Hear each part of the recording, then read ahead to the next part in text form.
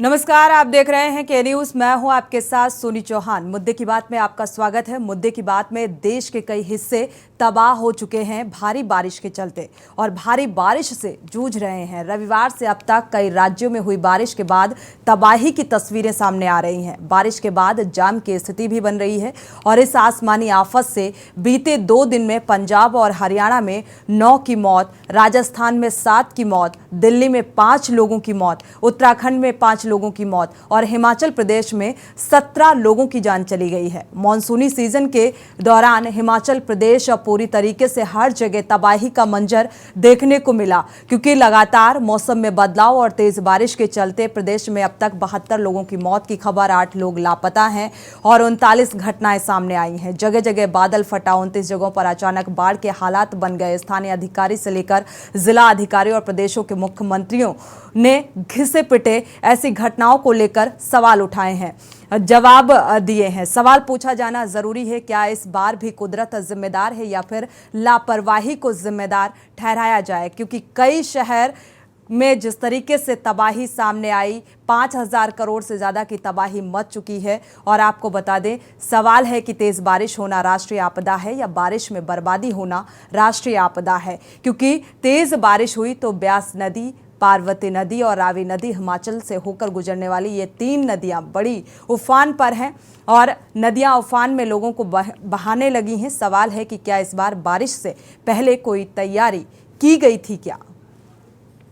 क्योंकि तबाही का मंजर और वो तस्वीरें सभी ने साझा की हैं और क्योंकि हिमाचल प्रदेश के हालात सभी ने देखे। दिल्ली में भी लगातार 5 लोगों की मौतें सामने आई और आसमानी आफत एक तरफ और सिस्टम की लापरवाही एक तरफ, क्योंकि लगातार सवाल सिस्टम पर उठाया जाए या फिर जिम्मेदारों को लेकर उठाया जाए या फिर जिम्मेदार प्राकृतिक आपदा को लेकर उठाया जाए। हिमाचल की अगर हिमाचल प्रदेश की बात करें, बड़ी खबर आपको बता दें, हिमाचल में तबाही ने रिकॉर्ड तोड़ा है। 2 दिन में छिनी 21 जिंदगियां, 6 लोग लापता और आज येलो अलर्ट जारी किया गया है। तो हिमाचल में बारिश का रेड अलर्ट, मूसलाधार बारिश का दौर लगातार जारी है।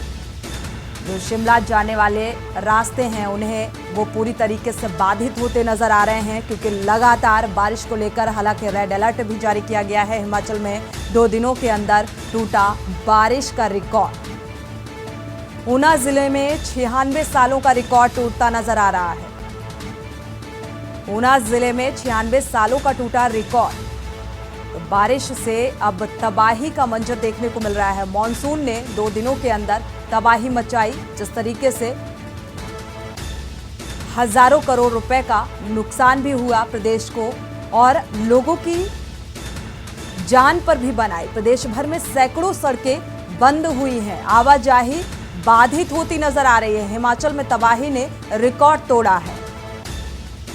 तो 2 दिन में छिनी 21 जिंदगियां और इन जो भारी बारिश के चलते जो जिंदगियां गई, उनका जिम्मेदार किसे माना जाए? हालांकि इस मौसम को देखते हुए रेड अलर्ट भी हिमाचल में जारी किया गया है। शिमला चंडीगढ़ हाईवे पर बारिश का बड़ा असर देखने को मिला। शिमला तक जाना और आना अब कठिन हो चुका है और दावा है कि दतियार इलाके में ये हाईवे ब्लॉक हो गया। बाकी के विकल्प वाले रास्ते भी बंद कर दिए गए हैं।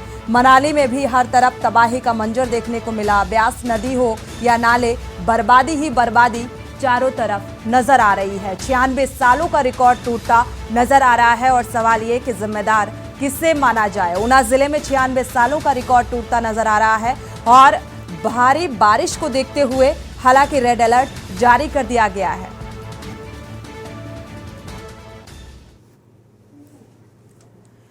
तो प्रदेश में हजारों करोड़ का नुकसान और तबाही पर अधिकारियों के घिसे पिटे जवाब निकलकर सामने आ रहे हैं।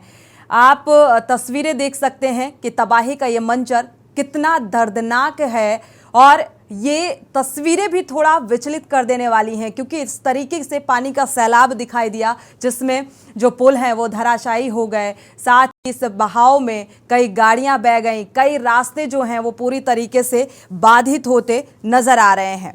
और हमारे साथ इसी मौसम के बदले मिजाज को लेकर हम चर्चा करेंगे। प्रोफेसर अजय बयानी हैं, भूवैज्ञानिक हैं, आपका स्वागत है इस चर्चा में शामिल होने के लिए। हरजिंदर रामदास जी हैं, आपका भी स्वागत है इस चर्चा में शामिल होने के लिए। सबसे पहले प्रतिक्रिया ले लेते हैं हरजिंदर जी आपकी, क्योंकि लगातार देखा जाए आवागमन भी बाधित होता नजर आ रहा है और प्रकृति का जो कहर देखने को मिल रहा है, से सालों का रिकॉर्ड टूटता हुआ नजर आ रहा है। आखिर इसका जिम्मेदार माना किसे जाए? अनम्यूट करिएगा हरजिंदर जी। चलिए, मुझे लग रहा है संपर्क नहीं हो पा रहा है। और हमारे साथ कुल्लू मनाली से प्रेम संवाददाता जुड़े हुए हैं। प्रेम, आपका रुख करेंगे। अगर देखा जाए कुल्लू मनाली में जो आवाजाही है वो पूरी तरीके से बाधित होती नजर आ रही है, फिलहाल क्या हालात बनते नजर आ रहे हैं? देखिए, हालात तो यहाँ पे बहुत विकृत है मैम। जहाँ तक कुल्लू मनाली का सवाल है तो टोटली ये शेष विश्व से कर चुका है। कनेक्टिविटी, रोड कनेक्टिविटी बिल्कुल बंद है। जगह जगह पे बोर्ड आए हुए हैं। दरिया ने अपना रुख मोड़ दिया है गेट ब्यास में, और शहर के बीचों बीच मनाली में, भुंतर में, कुल्लू में हर जगह पे तबाही का मंजर देखा जा रहा है। तबाही का मंजर, क्योंकि शिमला और चंडीगढ़, कुल्लू मनाली के जो आवागमन वाले जो आने जाने वाले रास्ते हैं वो पूरी तरीके से बाधित हो चुके हैं। कौन कौन से एरिया हैं जो ज्यादा प्रभावित हैं? प्रशासनिक स्तर पर क्या कुछ कवायद की जा रही है? प्रेम, प्रशासन देखिए अपनी तरफ से तो कोशिश कर रहा है, लेकिन अभी तक रोड कनेक्टिविटी ठीक होने में कम से कम हफ्ता से 10 दिन लग जाएगा, क्योंकि नदी नाले बीच बाजार से होकर निकले हैं। बड़ी बड़ी गाड़ियां तिनकों की तरह बह चुकी है दरिया में, और बड़ी बड़ी इमारतें बह गई हैं तिनकों की तरह, ताश के पत्तों की तरह। तो रोड कनेक्टिविटी के लिए समय लगेगा। इवन कुल्लू मनाली का तो हाल ये है, ना तो आपका ये बिजली है, ना पानी है, और ना ही मोबाइल का नेटवर्क है। तो मतलब ये सन 1995 में इस तरह का फ्लड आया था कुल्लू में, इस तरह का डिजास्टर हुआ था। 1995 के बाद ये ऐसा मंजर देखने को मिला जो 1995 से भी नहीं भयावह लगता है। बिल्कुल, इसे प्राकृतिक आपदा भी कहा जा सकता है, जिस तरीके से जो हालात बनते नजर आ रहे हैं और जनजीवन पूरी तरीके से अस्त व्यस्त हो चुका है। आने वाली आपदा से निपटने के लिए आपदा प्रबंधन की तरफ से क्या कुछ इंतजामात किए गए हैं और क्या कुछ कवायद प्रशासनिक स्तर पर की जा रही है, शासन स्तर पर की जा रही है? देखिए, डिजास्टर मैनेजमेंट अपने स्तर पे काम कर रहा है। कल की डेट में भी काफी लोगों को रेस्क्यू करके बचाया गया है। जबकि बात की जाए मौत के आंकड़े की तो कुल्लू में 7 लोगों की मौत हो चुकी है, जबकि पूरे हिमाचल में लगभग 20 से 25 लोग काल का शिकार हुए हैं। इस त्रासदी में कई जगह गाड़ियां गिर गई हैं, कई जगह बाढ़ में लोग बह गए, कई जगह लैंडस्लाइड में लोग मर गए हैं, कई जगह भवन गिर गए, बिल्डिंग गिर गई है, उनके अंदर दब गए हैं लोग। तो जहां तक सवाल है प्रशासन का, प्रशासन अपने तौर पर लगा हुआ है। जगह जगह जेसीबी मशीन, बड़ी मशीन, भारी मशीनरी लगाई गई है और कोशिश प्रेम, काफी मुश्किल हो रहा होगा, क्योंकि देखा जाए पूरी तरीके से जो जनजीवन है वो प्रभावित होता नजर आ रहा है इस मंजर से, इस आपदा से। तो जाहिर सी बात है लोग किस तरीके से जीने को मजबूर हैं, क्योंकि जो रास्ते हैं वो पूरी तरीके से बाधित हैं, आवाजाही बाधित होती नजर आ रही है। जैसा कि आपने बताया, रोड कनेक्टिविटी ठीक होने में थोड़ा सा वक्त लगेगा। ऐसे में क्या कुछ आम जनजीवन में, वहाँ के लोगों में क्या कुछ असर देखने को मिल रहा है इंटरनेट सुविधा को लेकर, और क्योंकि तमाम रोजमर्रा की जरूरतों के लिए लोगों को किस तरीके की परेशानियों का सामना करना पड़ रहा है? देखिए, जहाँ तक सवाल है आपका इंटरनेट या फोन का, ये तो सेकेंडरी चीजें हैं, लेकिन जो बेसिक नीड्स है वही बहुत ज्यादा महंगी हो गई हैं। जैसे टमाटर खरीदना है तो टमाटर 150 रुपए के भाव से बिक रहा है कुल्लू में। ब्रेड के रेट बढ़ गए हैं, अंडे के रेट बढ़ गए हैं, दूध के रेट बढ़ गए हैं, क्योंकि गाड़ियां जो सप्लाई आती है वो आ ही नहीं पा रही है कुल्लू की तरफ से। शुक्रिया प्रेम, इस तमाम जानकारी को साझा करने के लिए। 1995 के बाद ऐसे हालात बनते नजर आ रहे हैं, यानी कि ये तबाही का मंजर बनता हुआ नजर आ रहा है, जिससे सीधे तौर पर देखा जाए तो आम जनजीवन पूरी तरीके से प्रभावित हो चुका है। हमारे साथ मौसम वैज्ञानिक ए के सिंह जी जुड़े हुए हैं फोन लाइन पर। ए के सिंह जी, अगर देखा जाए मौसम का मिजाज कब तक ऐसा ही बना रहेगा और कितना ये मौसम का दंश झेलना पड़ेगा? मैडम, जहाँ तक मौसम के मिजाज की बात है तो मौसम का मिजाज अब बदल चुका है। जो वर्स्ट पार्ट जो था, सबसे खराब जो पार्ट था, जो 8, 9, 10 को हम लोगों ने देखा है, वो अब समाप्त हो चुका है। अब हम जो वेदर एक्सपेक्ट कर रहे हैं कि मौसम अब सुधर रहा है और अगले 3-4 दिनों तक मौसम सुधरा हुआ ही रहेगा। हाँ, इतना जरूर है कि मानसून की बारिश, जो नॉर्मल बारिश जो होती है, वो आपको मानसून की बारिश जो है पंजाब, हरियाणा, चंडीगढ़ में होती रहेगी। लेकिन इस तरीका से जो heavy rainfall, extremely heavy rainfall जो हो रहा था, अब नहीं होने वाला है। और जो थोड़ी बहुत आपको वेदर एक्टिविटी आपको जो होने वाली भी है, तो हरियाणा के जो हिमाचल से जो सटे हुए जिले में है, जैसे चंडीगढ़ हो गया, अम्बाला हो गया, यमुनानगर हो गया, ये सब में थोड़ी बहुत आज एक्टिविटी रहेगी। अगर वैसा नहीं जैसे 8, 9, 10 को 10 था, थोड़ी बहुत आपको एक्टिविटी रहेगी। लेकिन मॉनसून की एक्टिविटी जो है पंजाब और हरियाणा में पूरे 3-4 दिनों तक कंटिन्यू रहेगी। नॉर्मल जो रेनफॉल होता है वो होता रहेगा। बिल्कुल नॉर्मल रहेगा। हालांकि अब जैसे हालात पिछले 8, 9, 10 को जो हालात देखने को मिले, ऐसे हालात फिलहाल देखने को नहीं मिलेंगे। और यहाँ पर अचानक से जो एक मौसम में ये तब्दीली देखने को मिली, इसकी क्या कुछ वजह मानी जाए? इसका वजह तो स्पष्ट था कि पूरे इंडिया में मानसून जो है 2 जुलाई तक कंप्लीट इंटर कर चुका है, और हरियाणा और पंजाब में भी पूरी तरह से ये 2 जुलाई तक इंटर कर चुका है। तो मानसून जो होता है खुद एक बहुत स्ट्रॉन्ग सिस्टम होता है, जो कि पूरे इंडिया के वेदर को अफेक्ट करता है। एटलीस्ट 4 महीना तक, जून, जुलाई, अगस्त, सितंबर, पूरे इंडिया के वेदर को ये प्रभावित करता है। लेकिन इस पर मानसून सीजन तो चल ही रहा था। इसी बीच 8 जुलाई को एक strong western disturbance, that is पश्चिमी विक्षोभ जिसको बोलते हैं, जो कि मेडिटेरियन सी की तरफ से होता हुआ अफगानिस्तान, पाकिस्तान के से आता हुआ आपको इंडिया को हिट करता है। 5 जुलाई को उसने भी हिट किया, और वो इतना स्ट्रॉन्ग सिस्टम था कि इसका इंटरेक्शन हुआ मानसून के साथ, और पूरे पहाड़ों में, जैसे उत्तराखंड में, हिमाचल में, जे-एंड-के में, मतलब कि भारी से अति भारी, अत्यधिक भारी वर्षा हुई, और हरियाणा और पंजाब में भी इसका मेजर इम्पैक्ट पड़ा। ये दोनों के इंटरेक्शन के चलते हुआ। बिल्कुल, पहाड़ी क्षेत्रों में देखा जाए तो मुझे लगता है इसका काफी ज्यादा असर देखने को मिला है। शुक्रिया हमारे साथ जुड़ने के लिए और ये जानकारी साझा करने के लिए। सुखविंदर सैनी भी मोहाली बॉर्डर से हमारे साथ जुड़े हुए हैं। सुखविंदर सैनी का रुख कर लेते हैं। सुखविंदर, अगर देखा जाए तो फिलहाल क्या कुछ हालात बनते हुए नजर आ रहे हैं? मौसम का मिजाज क्या कुछ नजर आ रहा है? पंजाब की अगर बात करें तो यहाँ के हालात काफी जो है सीरियस इस समय थे। कल तक जो बारिश थी उसकी वजह से कई इलाकों में 6-6 फुट तक पानी जो भरा देखा गया है, और यहाँ पे जो इमरजेंसी अलाउड जो कर दी गई थी, अलर्ट अलाउड कर दिया गया था, और यहाँ पे कई जगहों पे जो आर्मी की भी सेवा ली गई है, और काफी यहाँ के हालात जो थे कल शाम तक काफी खराब थे। लेकिन आज जो बारिश रुकी है और उसकी वजह से कुछ हालात यहाँ के जो सुधरे हुए नजर आ रहे हैं। जी, हालांकि मौसम वैज्ञानिक हमारे साथ चंडीगढ़ से जुड़े हुए थे, उनका साफ तौर पर कहना था 8, 9 और 10 तारीख को जो हालात बने, हालांकि उन हालातों से उबरने में और कितना वक्त लगेगा, प्रशासनिक स्तर पर क्या कुछ कवायद की जा रही है, आपदा प्रबंधन की तरफ से क्या कुछ तैयारियां नजर आ रही हैं, और आने वाले समय को लेकर उन्होंने कहा है कि फिलहाल नॉर्मल बारिश होगी, ऐसे हालात नहीं बनेंगे।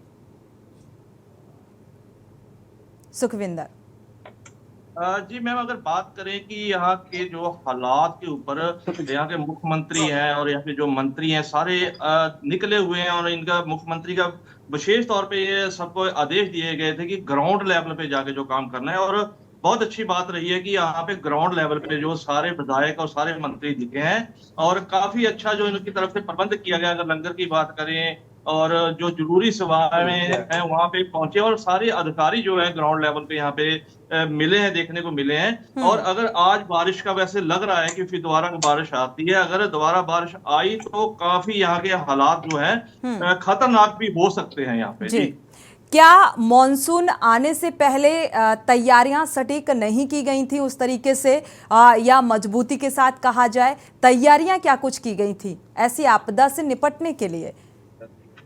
कि अगर बात करें तैयारियां तो जो होती हैं फॉर्मली जो नॉर्मली करते हैं, लेकिन यहाँ पे एक बहुत बड़ी समस्या ये होती है कि जैसे हम लोग सिटी की बात करें, जीरकपुर हो गया, मोहाली हो गया, यहाँ पे अनप्लैन्ड कुछ एरिया ऐसे हैं जहाँ पे पानी की निकासी जो है पूरी नहीं है, और जब बारिश आ जाती है तो बिल्कुल, इसके लिए इसीलिए ऐसे हालात बन जाते हैं क्योंकि पानी की निकासी नहीं होने के चलते भी कई बार ऐसे हालात होते हैं और जिससे आम जनजीवन प्रभावित होता है। आपके पास वापस लौटेंगे, हमारे हरिजिंदर रामदास भी गुरदास बॉर्डर से जुड़े हुए हैं, रुक कर लेते हैं गुरदास बॉर्डर का।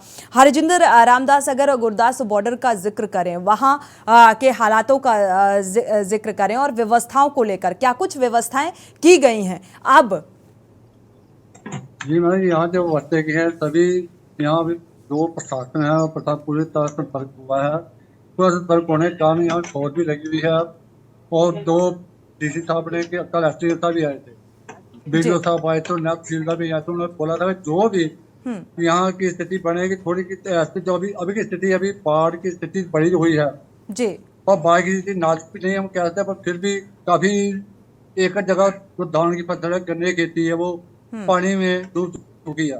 तो जो प्रशासन यहाँ दो, अब आप कह रहे हैं, बोलूंगा कि ये देखती है कि यहाँ दो बेटी एक मीटिंग दर्शाई हुई है, तो एक दो प्रशासन है जिस हिसाब से तरफ से एक बेटी दूसरी प्राइवेट बेटी आई है, जो फौज गए वो भी हमारे साथ अभी कैंप लगाए हुए हैं। यदि कोई भी स्थिति ऐसी को प्रॉब्लम क्रिएट करेगी तो वो मौके पे सभी इसका हल होगा। जो भी रात की बात है, दो आदमी रात पार गए हुए थे, उनको लाने के लिए कुलदीप से तालिया रात 11-12 बजे यहाँ रुके थे जी। तो जो पार आदमी गए उनको वापस लाकर ही वो वापस लौटे थे। तो अभी जो प्रशासन है, प्रशासन के सभी जब पूरे किए हुए हैं, बेड़ी का पूरा इंतजाम है, किसी किसी कोई प्रॉब्लम नहीं। अब पुलिस जो है डेरा बाबा नानक को बिल्कुल। हरिजिंदर जी, अगर देखा जाए यहाँ पर हालांकि कुछ लोग भी आपके साथ मौजूद हैं, हरजिंदर जी, अगर देखा जाए यहाँ पर प्रशासनिक स्तर पर या आपदा प्रबंधन की तरफ से तैयारियां बाद में नजर आए या फिर ये तैयारियां पहले से की गई थी ऐसी स्थिति से निपटने के लिए? को देखते हुए ये तो प्रॉब्लम क्रिएट होने लगी थी, जब ये प्रॉब्लम क्रिएट होने लगी तो उसी समय डीसी साहब ने मीटिंग की और जो एसडीएम साहब तो जो नायब तहसीलदार दोनों तरफ गए थे। हम अब अभी यहाँ पर ये तो डेरा बाबा नानक की आखिरी सरहद के हम खड़े हैं, वो गुरदासपुर का भी आखिरी गाँव है कोनेवाल, तो डेरा बाबा नानक की साइड का भी ये आखिरी का कन्वीर का बेट है जो कि दरिया पार पड़ता है। अब जो दरिया का रास्ता है, वो जो पुल है दरिया का बना हुआ, वो भी बंद हो चुका है। अभी जो भी पार को जाने का सब बंद हो चुके हैं सभी। अभी जो जाने की प्रॉब्लम क्रिएट करी है वो बेड़ी पे जाएंगे, वो बीएसएफ अपना फौज की ड्यूटी लगी हुई है वो लेकर जाएंगे। इमरजेंसी पे जो भी कोई प्रॉब्लम क्रिएट करेगी वो सभी यहाँ पे हाजिर है, वो पुलिस की भी बिल्कुल। कुल मिलाकर अगर देखा जाए तो प्रशासनिक स्तर पर तैयारियां चाक चौबंद फिलहाल नजर आ रही हैं ऐसी आपदा से निपटने के लिए। हालांकि जो मौसम वैज्ञानिक हैं उन्होंने साफ तौर पर यह कहा है कि अब हैवी रेनफॉल नहीं होगा, एक नॉर्मल बारिश होगी जिससे ऐसे आसार बनते हुए नजर नहीं आएंगे कि जो आपदा जैसा लगे। फिलहाल वापस लौटेंगे, हमारे साथ प्रोफेसर अजय बियानी जी भी जुड़े हुए हैं, भूवैज्ञानिक हैं। अजय जी, आपका रुख करेंगे। अगर देखा जाए हिमाचल पूरा पानी पानी हो गया, हिमाचल से पंजाब तक तबाही का मंजर, वो तस्वीरें के न्यूज़ ने साझा की, विचलित कर देने वाली ये तस्वीरें थी, इसको लेकर आप क्या कहेंगे? निश्चित रूप से जो तस्वीरें आप दिखा रही हैं वो काफ़ी विचलित करने वाली है, और अगर कहा जाए तो ये एक तरह की प्राकृतिक आपदा ही है, इसमें कोई शक नहीं है। जहाँ तक भारी बारिश का प्रश्न है, चाहे वो हिमाचल हो या पंजाब हो या हरियाणा उत्तराखंड हो, इसका कारण जो वेस्टर्न डिस्टर्बेंस जो मौसम विज्ञानी जी बता रहे हैं वही है, और उस पर हम लोगों का कंट्रोल नहीं है, ना हमारा है, ना किसी साइंटिस्ट का है, ना गवर्नमेंट का है। ये प्राकृतिक आपदा है तो प्रकृति का ही इस पर कंट्रोल है। अब सवाल ये उठता है कि अगर सारी बारिश हो रही है तो उससे जो उत्पन्न स्थिति है उसके क्या उपाय किए जाए। तो देखिए, जहाँ तक मैं आप जो विजुअल दिखा रहे हैं, जो जहाँ पे मकान धराशायी हो रहे हैं या पुल धराशायी हो रहे हैं, वो काफी नदी के किनारे बने हुए हैं, नदी के इंक्रोचमेंट करके, रिवर बैंक पे इंक्रोचमेंट करके वो बना हुआ है। तो ये स्थिति थोड़े समय के लिए तो लाभकारी हो सकती है, पर ऐसी भारी बारिश की स्थिति में तो ये संभव नहीं कि उनको हम बचा सके। तो इसमें होना ये चाहिए कि सरकार को बहुत सख्ती से कानून का पालन कराना चाहिए कि नदी से इतने मीटर दूर जो संभावित क्षेत्र है जहाँ पे बाढ़ आने वाली है वहां पे किसी तरह का कंस्ट्रक्शन नहीं हो। बिल्कुल। अब जिन्होंने कंस्ट्रक्शन कर लिया वो चाहे जैसे भी उन्होंने कंस्ट्रक्शन बिल्कुल देखा जाए यहाँ पर अजय बियानी जी, सरकार की सख्ती की जरूरत है और तैयारियों की भी उतनी ही ज्यादा जरूरत है। मुझे लगता है प्राकृतिक आपदा से निपटने के लिए हम सक्षम नहीं हैं, लेकिन मुझे लगता है तैयारियां संपूर्ण होनी चाहिए, क्योंकि अगर हल्की फुल्की भी बारिश होती है तो उन तैयारियों की पोल खुल जाती है। तो ऐसे में सवाल यही उठता है कि प्राकृतिक आपदा के हालात बनते हैं, रेड अलर्ट पहले से जारी कर दिया जाता है, मौसम वैज्ञानिक पहले से चेता देते हैं, बावजूद इसके तैयारियां आधी अधूरी रह जाती हैं। वापस लौटेंगे एक छोटे से ब्रेक के बाद। आप देख रहे हैं के न्यूज, खबरों का सारथी। देखें कौन नया खिलाड़ी आया है, समझा देते हैं, प्यार से समझाएंगे। ये तो अपनी जुबान है। जुबान एक हो तो दिल भी एक होने चाहिए। विमल बोलो जुबान केसरी। कोर्ट कचहरी के ना लगे चक्कर, सबसे अधिक यही है बेहतर। लेकिन बढ़ ही जाए पाला तो कहां जाए, क्या करें? घबराए नहीं, अब हर मुश्किल होगी आसान। के न्यूज इंडिया पर वकील आपका देगा समाधान। कीजिए कॉल, पूछिए अपने सवाल।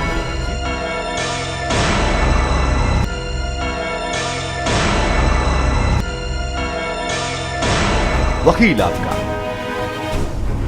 हर रविवार दोपहर 3 बजे केवल के न्यूज इंडिया पर। आप देख रहे हैं के न्यूज, खबरों का सारथी।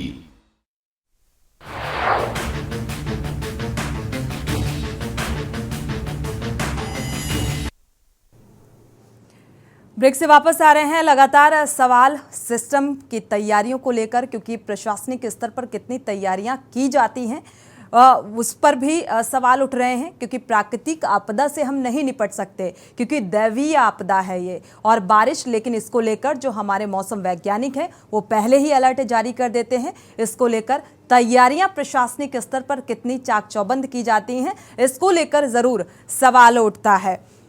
हमारे साथ लगातार प्रोफेसर अजय ध्यानी जी जुड़े हुए हैं, सुखविंदर सैनी भी हमारे साथ जुड़े हुए हैं मोहाली बॉर्डर से। सुखविंदर, आपका रुख करेंगे। अगर देखा जाए यहाँ पर जो आम जनमानस है उसे अब किस तरीके की दिक्कतों का सामना करना पड़ रहा है और उन दिक्कतों से निपटने के लिए प्रशासनिक स्तर पर, जिला प्रशासनिक स्तर पर क्या कुछ इंतजाम किए गए हैं? अनम्यूट करिएगा सुखविंदर जी। चलिए, मुझे लग रहा है नेटवर्क जी आवाज नहीं आई थी, आप दोबारा प्लीज करें जी। आम जनमानस किस तरीके से प्रभावित होता नजर आ रहा है? अब आगे ऐसे हालात ना बने, इससे निपटने के लिए प्रशासनिक स्तर पर क्या कुछ तैयारियां की गई हैं? जी, हम अगर बात करें तैयारियों की, तैयारियां जो है प्रशासन की तरफ से अपनी तरफ से पूरी तैयारियां की गई हैं। लेकिन यहाँ पे एक बात मैंने जैसे पहले बोली है कि यहाँ पे जो अनडेवलप एरिया है, जहाँ पे पानी की निकासी रोक दी गई है और जो कब्जे कर लिए गए थे, जो बरसाती नाले होते हैं उन पे कब्जे करके घर बना लिए गए, उनमें बहुत ज्यादा समस्या आ रही है। हालांकि यहाँ पे बरसात खत्म हो चुकी है, लेकिन अभी भी कई कॉलोनियों में 3-3, 4-4 फुट पानी भरा हुआ है। वहां के हालात अभी भी तरसजोग बने हैं। उसके लिए प्रशासन को जल्द ही कोई ना कोई अच्छा उपराला करना पड़ेगा, नहीं तो ये समस्या जो है हर साल की इसी तरह रहेगी। हर बार यहाँ कई हादसे होते हैं, लेकिन प्रशासन जो है सिर्फ बरसातों में आके जागता है, आगे पीछे प्रशासन कोई कार्रवाई नहीं करता है। इसके लिए इनको कोई ठोस कदम उठाना पड़ेगा कि जो यहाँ के पानी की निकासी है, जो पानी की निकासी प्रॉपर की जाए और जो गलत नजायज उसारियां हुई उनके खिलाफ कार्रवाई हो। इसके लिए उनको ठोस कार्रवाई करने की जरूरत है और आम आदमी पार्टी जिस तरीके से काम कर रही है, हो सकता है कि ये कार्रवाई जरूर होगी। प्रशासनिक स्तर पर लापरवाही बरती जाती है और उस लापरवाही का खामियाजा आम जनता को भुगतना पड़ता है। हमारे साथ लगातार प्रोफेसर अजय बियानी जी भूवैज्ञानिक जुड़े हुए हैं। अजय बियानी जी का रुख कर लेते हैं। ये हालात कैसे बनते हैं ये आपसे जानना चाहेंगे। क्या प्रकृति से छेड़छाड़ भी एक वजह है? हाँ मैडम, जहाँ तक प्रकृति से छेड़छाड़ है वो अपनी जगह सही है, पर काफी कुछ हद तक इसमें ज्योग्राफी भी जिम्मेदार होती है, जियोलॉजी भी जिम्मेदार होती है। मैदानी क्षेत्र की समस्याएं अलग होती है और पहाड़ी क्षेत्र की समस्याएं अलग होती है। अगर मैं मैदानी क्षेत्र के बारे में बात करूं तो आप देखेंगे मैदानी क्षेत्र में ढाल बहुत कम होता है, और अगर अतिवृष्टि हुई या बहुत अधिक बारिश हुई तो पानी गिरेगा ही गिरेगा। अब उसको बहने के लिए जो ढाल चाहिए या स्लोप चाहिए, वो स्लोप नहीं होगा तो वो काफी स्लो रेट से फ्लो करेगा या बहुत निग्जिबल रेट से फ्लो करेगा। ऐसी स्थिति में अगर हम कहें कि नदी नाले पे कब्जा हो गया और उसके कारण पानी नहीं निकल पा रहा, तो ये आंशिक सच्चाई तो है, तो पूरी सच्चाई नहीं है। बेसिक रीजन ये कि अगर स्लोप नहीं होगा तो ग्रेडियंट नहीं मिलेगा, और ग्रेडियंट नहीं मिलेगा तो पानी तेजी से नहीं बहेगा। पहाड़ी क्षेत्र में इसको हो रहा है, पहाड़ी क्षेत्र में ग्रेडियंट बहुत अधिक है, तो वहां पे पानी बड़ी तेजी से बहता है।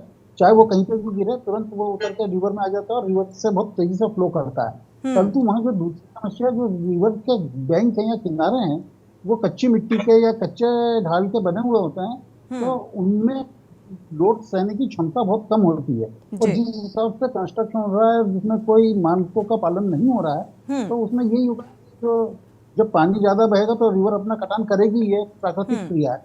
और जब कटान शुरू हो जाएगा तो वो नीचे का जब कटान हिस्सा जब कटान में आ जाएगा, तो उस केस में ये होगा कि वो ऊपर की जो भी बिल्डिंग है या सड़क है या पुल है, वो टूटना ही टूटना है। तो इस मामले में क्वालिटी ऑफ कंस्ट्रक्शन भी उतनी ही इम्पोर्टेंट है।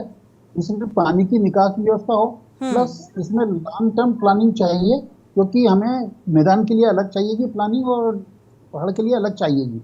और कहीं ना कहीं बहुत क्वालिटी ऑफ कंस्ट्रक्शन का आपने जिक्र किया, तो मुझे लगता है क्या इस चीज का ध्यान दिया जाता है? इसको बहुत गंभीरता से लिया जाता है? मुझे लगता है अगर गंभीरता से लिया जाता होता तो ऐसे हालात नहीं बनते, क्योंकि अगर दैवीय आपदा आई या बारिश थोड़ी सी ज्यादा हुई तो मुझे लगता है ऐसे हालात बन जाते हैं। हाँ बिल्कुल सही है। अगर कंस्ट्रक्शन की क्वालिटी पे हम ध्यान दें, चाहे वो व्यक्तिगत कंस्ट्रक्शन हो, जो मकान गिरा, जो आपने रिसोर्ट गिरता हुआ दिखाया, वो सरकारी नहीं है, वो व्यक्तिगत है। और इसी तरह से जो पुल बहे हैं वो सरकारी है। और दोनों जगह मैं ये कहूँगा कि कंस्ट्रक्शन की क्वालिटी में कहीं ना कहीं कॉम्प्रोमाइज करा गया है। और जो इसके पहले भूमि का सर्वेक्षण होना चाहिए था, या जो एरिया का टेक्निकल सर्वे होना चाहिए था, या इंजीनियरिंग जियोलॉजिकल सर्वे होना चाहिए था, वो सर्वे नहीं करेगा। सिंपली आपने नींव खोदी और उसके ऊपर एक बहुमंजिली इमारत खड़ी कर दी या बहुत भारी पुल बना दिया। बिल्कुल। तो नीचे अगर नींव भी कमजोर है तो फिर वो ऊपर चाहे जो करना आप लिपापोती, उससे कोई नहीं होना है। बिल्कुल। तो इसलिए खास करके ऐसे क्षेत्र में बहुत सख्त कानूनों की जरूरत है और सख्त निगरानी भी चाहिए, ताकि बिल्कुल मॉनिटरिंग प्रॉपर होनी चाहिए निचले स्तर पर, क्योंकि जो सिस्टम है तभी सवाल उठते हैं क्योंकि क्वालिटी का ध्यान नहीं दिया जाता है और इसका खामियाजा हमारी आम जनता को भुगतना पड़ता है। शुक्रिया आपका हमारे साथ जुड़ने के लिए और ये जानकारी साझा करने के लिए। हरजिंदर जी आपका भी बहुत बहुत शुक्रिया। सुखविंदर जी आपका भी बहुत बहुत शुक्रिया ये जानकारी साझा करने के लिए। लेकिन सवाल क्वालिटी ऑफ इंस्ट्रक्शंस, एक बेहद महत्वपूर्ण जिम्मेदारी जो हमारे जिम्मेदार भूल जाते हैं, और यही वजह है कि अगर बारिश अनुपात से ज़्यादा होती है तो हालात आपदा में तब्दील हो जाते हैं और इसका खामियाजा आम जनता को भुगतना पड़ता है। मुद्दे की बात में फिलहाल बस इतना ही। आगे खबरों के लिए आप देखते रहिए के न्यूज़ इंडिया।